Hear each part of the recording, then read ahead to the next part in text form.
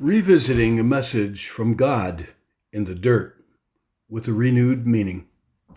So I was out at the Ball Diamond today on my kind of odd looking motorcycle. Um, and I bought this on Amazon. It's like a little handheld metal detector because I had this medallion or a button that I believe God Himself placed in the dirt for me back when I was in my late 20s with a message for me, but really for everybody, everyone. And I was going to relive that video and make a video at this Ball Diamond yesterday, actually 2 days ago. And I put the medallion in the grass, and a thunderstorm blew in, and I couldn't find it. And I looked for it, and I was out there on a motorcycle, and a pretty good storm was blowing in, so I left. I couldn't find it anywhere in this grass. So I went back home, and I bought this handheld metal detector thing online for like $12 delivered. And I got it the very next day, yesterday. So I went back out there today with this, looking for it. And I don't know.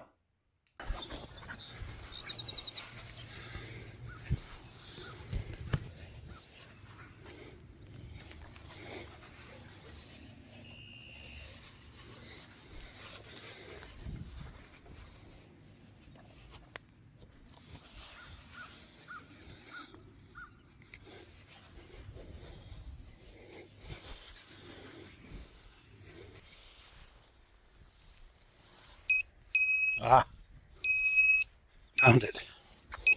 Thank God. Message.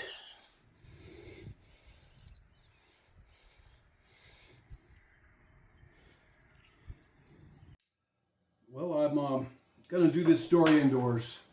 I was going to do this out at the baseball diamond, where I lost the medallion trying to make that video 2 days ago. And it started raining. It's been raining a lot. It's pretty wet. So I thought I'll do it in here, finish it up. But this actually, I think God had a reason for this delay, because some things occurred to me in the past 2 days thinking about this. And this may be a retelling of a story a Christian event that happened to me back in my late 20s, I'd say like 27, 28. But it really occurred to me today fully that, like everything with God's Word, if it's from God, it just keeps giving. It doesn't become irrelevant. God's Word never does. It lives and lives. God's Word alone, it has supernatural characteristics.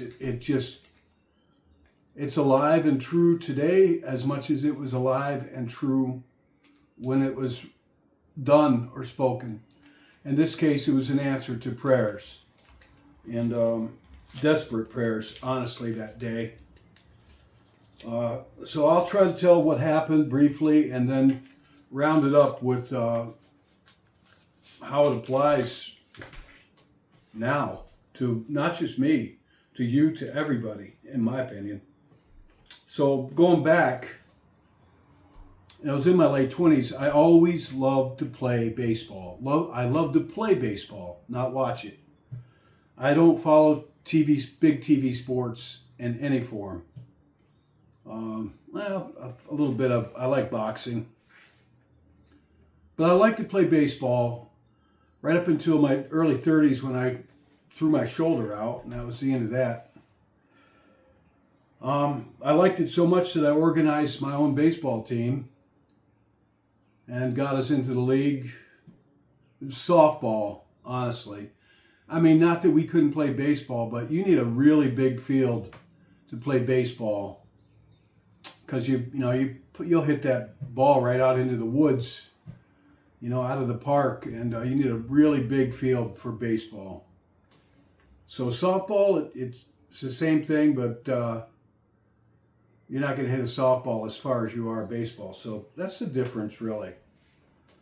And I played it. I played center field and really enjoyed it. And almost all the players, almost all of them were in their 20s, early 20s, maybe anywhere from age 18 to 35, all young people, young men. And we used to play in the baseball diamond, but this happened. It wasn't a baseball diamond, but it was. Softball field was out by itself between Whitehall and New York and Pulteney, Vermont. Very rural, surrounded with mountains, very beautiful. We'd play the games, and then we'd all meet up at the local swimming hole and swim, have a few beers, some more hangout, Good time. But to get into what happened that day, most of the guys had girlfriends and wives. Some of them had families, young children. And I was very, very, very lonely. I was new to the area, relatively. I had gone through a divorce that I did not want. I don't agree with divorce. I'm devout Christian, but sometimes people do things that leave you no choice but to divorce them. There comes a point to where, unfortunately, divorce is what's all that's left, without getting into details on it. So my hand was forced, and I wound up getting divorced, and I split my family up, and they were on the other side of the state, and my work was on the eastern side of New York, and my ex and my kids were on the western side, quite a ways off.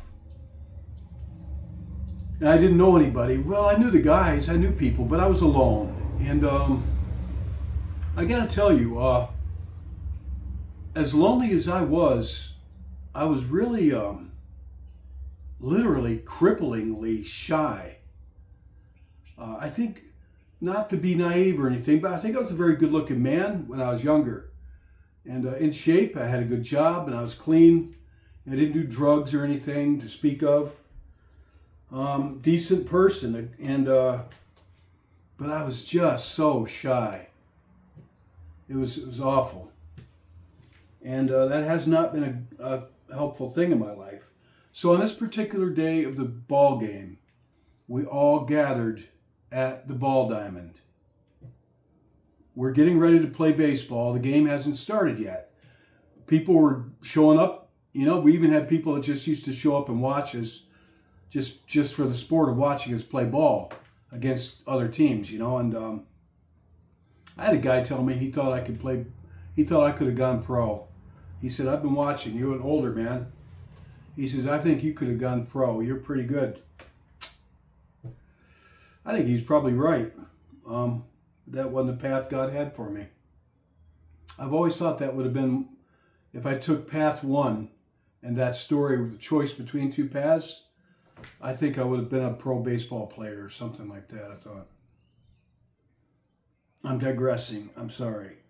So the game hadn't started yet, and all the cars are parked around both sides, in the field, and the baseball diamonds here, and cars are parked here, and guys are hanging out with their wives and their girlfriends and their children. Some of us are throwing catch, warming up, getting ready for the game. And I was really, really feeling lonely, depressed about my family situation. And I was by myself, kind of walking in the grass by the baseball diamond with my head down, thinking life wasn't worth living. That's how depressed I was. I was so 27, 28 years old, thinking life isn't worth living. I was depressed about everything that I've been talking about. Being lonely and the demise of my family. And just seeing the other guys with their women and their children, and I got nobody. And I was really feeling washed out, and I just was talking to God. I was praying to God. God, show me a reason why life is worth living. I need to have a reason, Lord, why my life is still worth living. And I have my head down as I'm walking, and I'm praying, talking to God along those lines. Show me why life is worth living. And I saw a speck, just a white speck in the grass, because the grass was well trodden on, so there were little bare places here and there where the dirt shone through, because this baseball diamond got a lot of use, and this right before the internet, people actually got outdoors and did these things as a family or with their friends, or in my case, with my friends. But I felt very alone. So in the dirt, a spot of dirt in between the grass on the side of the diamond, there was something about as big as my pinky nail, and it's pretty short, if that big, and it looked kind of white. And it didn't look like anything. I mean, there was bottle caps, and there was cigarette butts and bottle caps, and the place wasn't littered, but I mean, it wasn't unusual to see like things like that in the dirt because of all the people that have been using that. You know what I mean? It shouldn't have caught my attention, is what I'm saying, but it did. And I kept walking, and I felt this nudge. Go back, pick that up. And I answered it. That should have been a cue that I'm arguing with this nudge. Should have told me it was coming from God. And I said, no. And I'm just walking, feeling miserable, praying to God that life, show me a reason life is worth living. Hold on a second. And I kept walking, maybe walked another 5-6 steps, going that away from it. It was behind me at this point. It was nothing. Sticking through the dirt about that much. Really didn't look like anything. Buried. Looked like it might have been there, whatever. A couple of years. Again, the nudge said, go back, pick that up, and look at it. And again, I said, no, I'm not. It's nothing. It's garbage. Every time I get a nudge like that and I argue with it, it's the Lord's Spirit. I kept walking. Third time, go back, pick that up, and look at it. I stopped walking. I started thinking, maybe I should do this, So I went back and found it. Unlike the other day, I couldn't find it, but a storm was blowing in and the grass was really, whatever. Different ball diamond. And I found it. And I tell you, this thing looks like it did that day. Because it looked like this that day. And that was, I hate to say it, it was close. It was about 35 years ago, at least. 35 years ago. I still have it. It looks just like it did that day. Kind of old, beat up lapel button. It used to have a spring with a pin that you'd stick it on your hat or your whatever, your jacket, pin it on something. And I found it, and it was buried in dirt. Kind of partially buried in dirt, with just the corner of it sticking out. And it didn't look like anything that should make me want to pick it up. It didn't look like a coin. It didn't look silver or gold. It looked like this. This much of it was showing through the dirt. I picked it up and I read it. And this is the coin. It's not really a coin. It's like I said, it used to have a pin in the back, a metal pin that you'd stick on. Pin it to your hat or whatever you're going to pin it to. And this is it. I took a picture of it today. I'll use for this.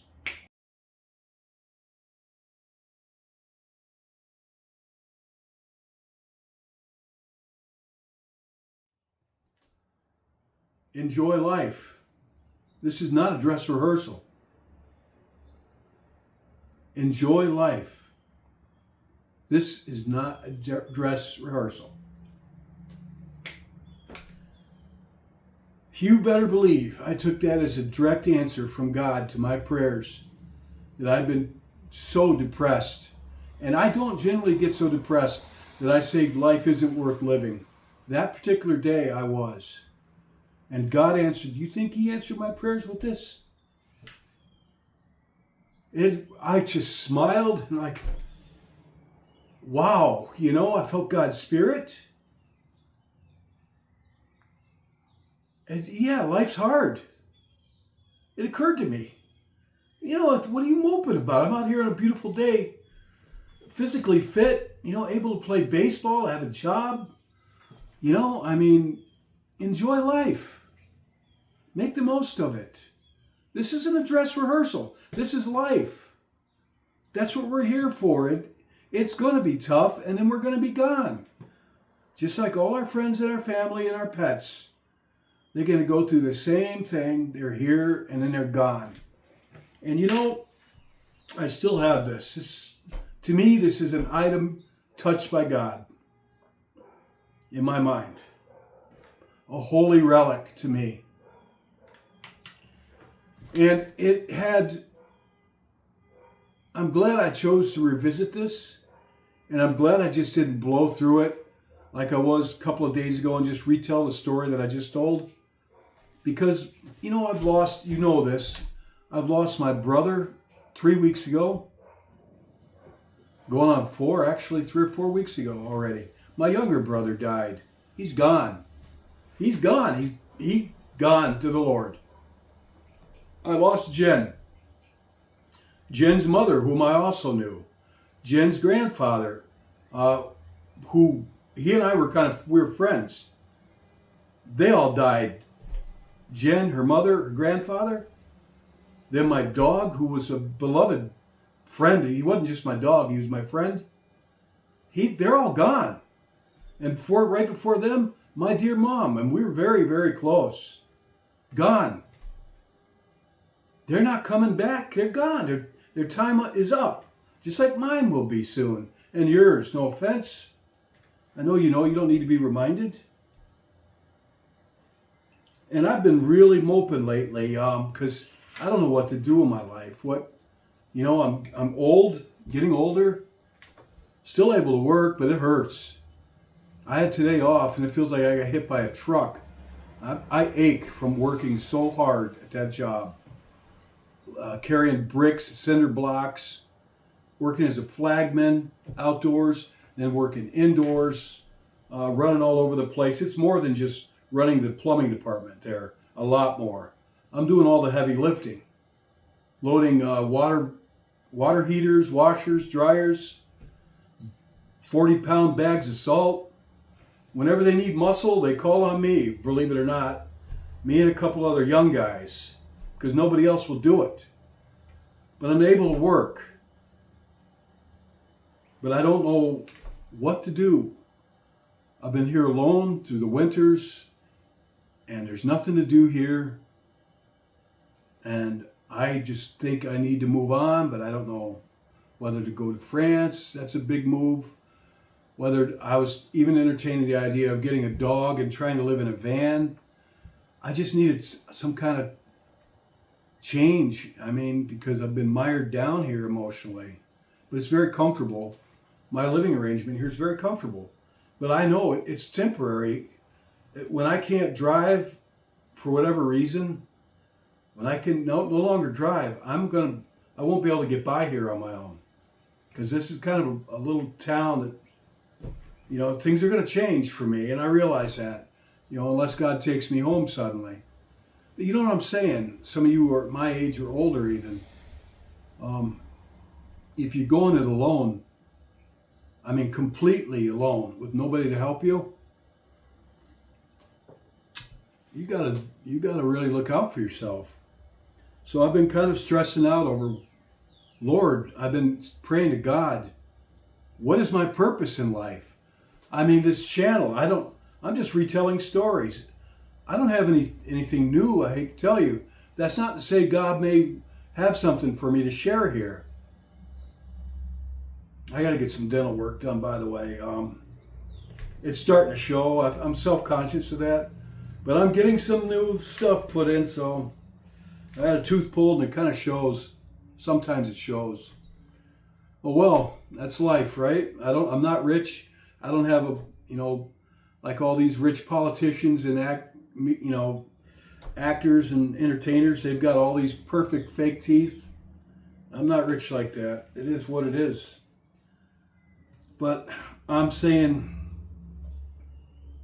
yeah, I'm getting older, and I'm asking God, what's the meaning of my life? I've been asking that a lot lately. What is the meaning of my life? What's my purpose?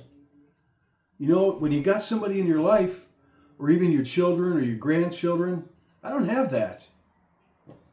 I got one son and my grandson. They live far away. I can't see them as much as I would like to, and they can't visit me either for reasons I won't go into. Namely, they got to work all the time. My son does, and they have limited resources. They've got farm animals to take care of. And I've got to work all the time. I don't get 2 days off in a row. I got to be back up at 4 a.m. tomorrow morning. So I'm alone. And I'm asking God every day, what is the purpose of my life? What do you have for me to do yet? Show me. I'm lonely. But I accept that I'm alone.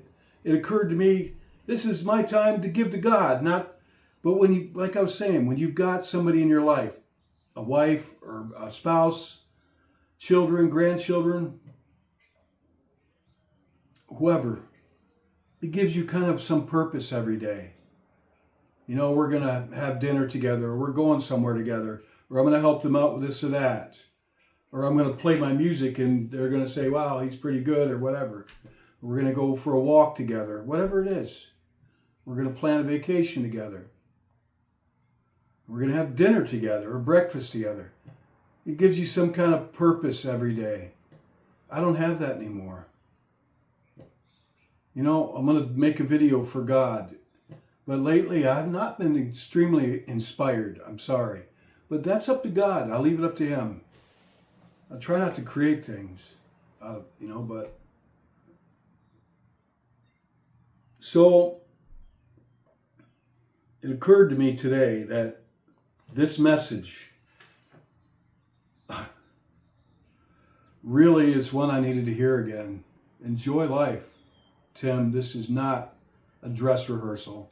Like my brother Zach. He was here, he lived his life out. Like Jen.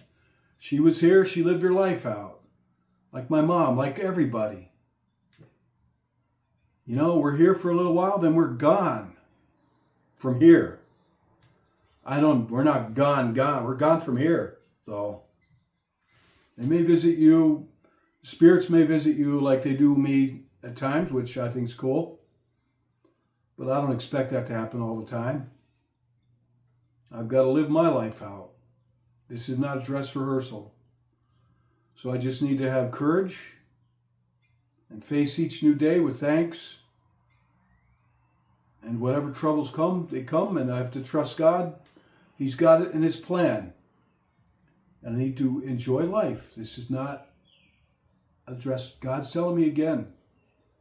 That's why I lost the medallion, I think. Because God knew I wasn't ready to retell this story until I realized that message is as real and alive today for me as it was 35 years ago. And maybe somebody that's listening to this needed to hear it. This isn't a dress rehearsal. God telling me that, and He led me to share it with you, whoever you are. This is your life. This is it.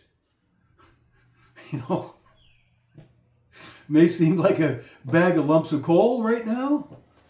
Or maybe it's not a bag of gold dust or diamonds, but this is your life. Enjoy it. It's not a dress rehearsal. You're living the life God gave you. I'm living the life God gave me. Why we're here. This is it. This is showtime. And as long as you're hearing this, the show's still going on for you and me. And then we won't be here. None of this will be here. And it's like my mom. She's gone. Jen was almost recluse. She didn't know a lot of people. She meant a lot to me. She factored into my life big. But she wasn't really the type of person that wanted people to recognize her. She really liked to be unnoticed. My mom had a lot of friends. She was sorely, sorely, sorely missed when she died. But those people are old now, and they've got their own, and some of them have passed on. A lot of them have passed on. And you know what I'm saying? Myself, I won't be here. I'm beating this out to death. But this is it. This is our life, your life, my life. This isn't some kind of dress rehearsal that we're waiting for life to begin. No, this is it. And you've been living it, and so have I. So thank God, and I'll do the same, you know. Get of this what you will. I'm not going to blab on about it. But consider the implications. I do believe this came from God. Seriously. I 100% believe this message came from God. So, think of it what you will. God bless you, whoever you are. Thank you. Take care. Hold up. I'm not quite done yet. Do a little show and tell. I carved this when I was 25. Just with some chisels. It's nothing fancy, but I was 25 when I carved this. Lo and behold, my hand still fits there pretty well. I carved a cross in it. And then my son's hand that year, I carved that in there. So that's where I put this medallion. I'm gonna put it right there.